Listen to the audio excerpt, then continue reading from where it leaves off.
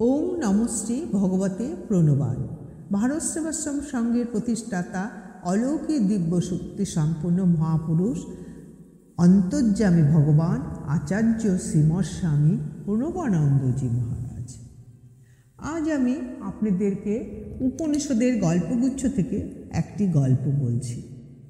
ভুল হলে আপনারা আমাকে মাফ করবেন। প্রজাপতি ব্রহ্মা একদা বলেছিলেন যে আত্মা পাপবিহীন, জড়াবিহীন, মৃত্যুহীন, শোকহীন, ক্ষুধাহীন, পিপাসামুক্ত, সত্যকাম ও সত্য সংকল্প। তাকেই ভালোভাবে জানতে হবে, তাকেই সকলেরই বিশেষভাবে জানার আগ্রহ করা উচিত। যিনি শাস্ত্র অনুসারে ও শ্রীগুরুর নির্দেশিত পথে চলে এই আত্মাকে জানতে পারেন এবং তাকে বিশেষভাবে অনুভব করতে পারেন, তিনি সমস্ত লোক, সমস্ত কাম্য লাভ করেন। প্রজাপতির এই বিশেষ কথাটি লোকের মুখে মুখে ছড়িয়ে পড়তে থাকল। তারপর এক সময় সেটি এসে যায় দেবতা এবং অসুরদের কানে। দেবতাদের গুণের সীমা নেই, তারা লোক সমাজের কল্যাণও করেন, কিন্তু ভোগের কথা ভুলতে তিনিও পারেন না। তারা ভাবলেন, যদি এই আত্মাকে জানলেই সব জানা হয়ে যায়, সব কিছু পাওয়া হয়ে যায়, ইচ্ছা মতো সব জিনিস হাতে এসে যায়, তাহলে তখন তো আর কোনো কিছুর প্রয়োজনের জন্য ভাবনা থাকবে না। সুতরাং আর মোটেই দেরি না করে প্রজাপতির কাছ থেকে আত্মবিদ্যা শিক্ষা করতে ইন্দ্র চললেন বিদ্যার্থীর বেশ ধরে। হাতে নিলেন যথারীতি সুমিধ। আর ওষুধদের তো ওই কথা শোনার পর আর আনন্দের শেষ নেই। ভোগের প্রতি তাদের আসক্তি চিরকালই বেশি। তারা ভোগই ভালোবাসে, তারা ভোগ ছাড়া অন্য কিছু বুঝতেই চায় না। তাদের মতে এত সুন্দর পৃথিবীটা তৈরি হয়েছে ভোগেরই জন্য।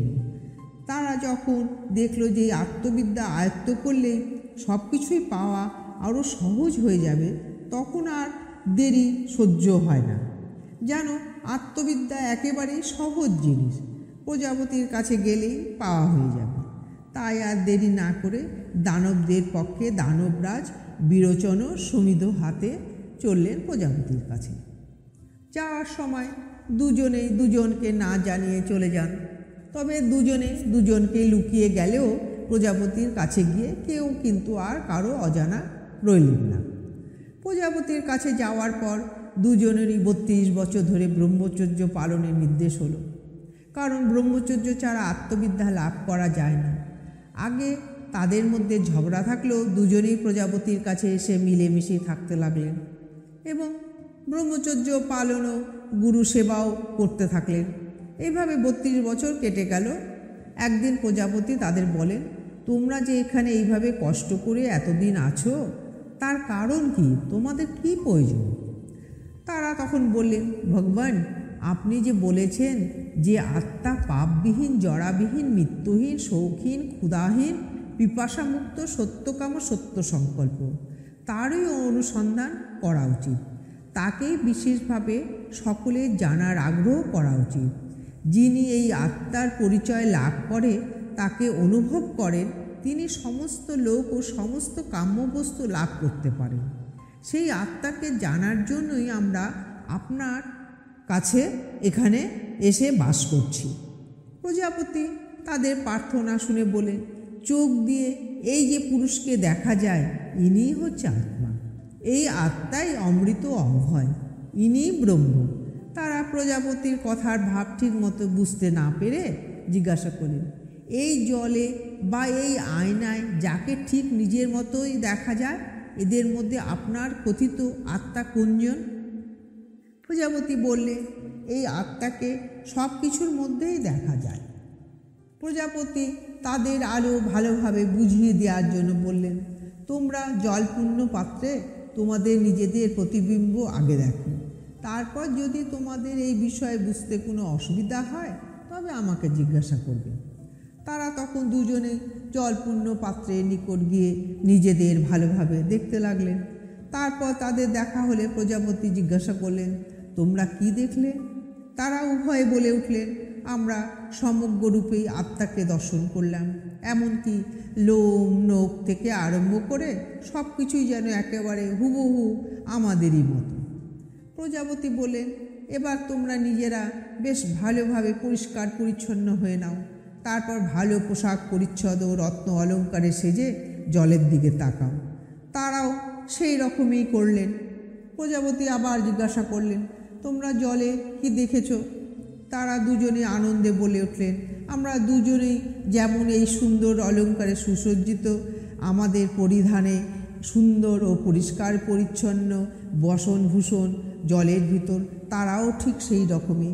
প্রজাপতি বললেন, এই আত্মাই অমৃত অভয়, ইনিই হলো ব্রহ্ম।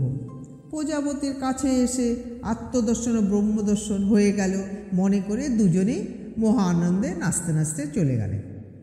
তারা চলে গেলে প্রজাপতি মনে মনে ভাবে, এরা আত্মাকে প্রত্যক্ষ না করে দুজনেই চলে যাচ্ছে।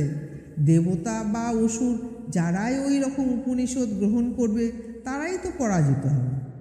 অসুরদের রাজা বিরোচন তো একেবারে নিশ্চিন্ত যে তিনি আত্মজ্ঞান লাভ করেছেন।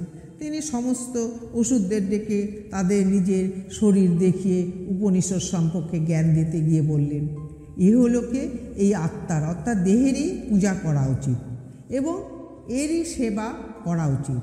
এই জগতে এই আত্মাকে পূজা করলে ও এর সেবা করলে ইহলোক পরলোক উভয় লোকই অনায়াসে জয় করা যায়। সেজন্য আজও দানহীন, শ্রদ্ধাহীন ও যোগ্যহীন ব্যক্তি সম্পর্কে লোকে বলে যে এই লোকটি সত্যিই অসুরের স্বভাবের, কারণ তার জীবন দর্শন আসুরি উপনিষদ। তাই তারা ওই মরা লোকটিকেও ভালো ভালো খাবার, ভালো কাপড় ও অলঙ্কারে সাজায়, যেহেতু তাদের ধারণা এইরকমই যে এই লোকটি এই সব সজ্জাতে থেকেও পরলোক জয় করবে। দেবরাজ ইন্দ্র কিন্তু রাস্তায় যেতে যেতে চিন্তা করছেন, ঠিক যেমনটি এই শরীরটি সুন্দরভাবে অলঙ্কারে সাজিয়ে নিলে তার ছবিটা উত্তম অলঙ্কারে সাজানো হয়, দেহটাকেও সুন্দর বসনে সাজালে ওই ছবিটাও তো সুন্দর বসনে সুসজ্জিত হয়। এই দেহ পরিষ্কার করা হলে তার দেহও পরিষ্কার হয়, ঠিক তেমনি দেহ অন্ধ হলে ওই ছায়া অন্ধ হয়, অঙ্গহীন হলে অঙ্গহীন হয় এবং এই শরীরের বিনাশ হলে ওই শরীরও বিনাশ হয় না। মনে হচ্ছে এই বিদ্যা ভালো নয়। ইন্দ্রের মনে এই রকম চিন্তা হয়। তিনি স্বর্গে না গিয়ে আবার পুনরায় সমিধ নিয়ে ফিরে এলেন প্রজাপতির কাছে। প্রজাপতি ইন্দ্রকে পুনরায় আসতে দেখে জিজ্ঞাসা করলেন, ইন্দ্র, তুমি তো আনন্দ মনে বিরোচনের সঙ্গে চলে গিয়েছেন, আবার কি মনে করে ফিরে এলেন?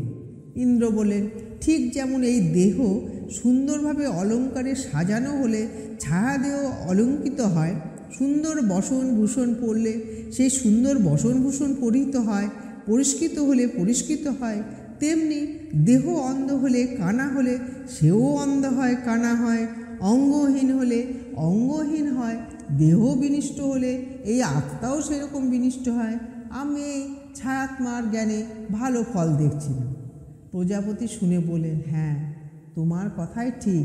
তোমার কাছে আত্মার বর্ণনা করে আমি বলতে পারি, তবে সেই জন্য তোমাকে এখানে আরও 32 বছর ব্রহ্মচর্য নিয়ে থাকতে হবে। পরের অংশটি আমি আগামী দিন বলব। ওং গুরু কৃপা হি কেবলম, ওং গুরু কৃপা হি কেবলম, ওং গুরু কৃপা হি কেবলম। ওম নমঃ শ্রী ভগবতে প্রণব।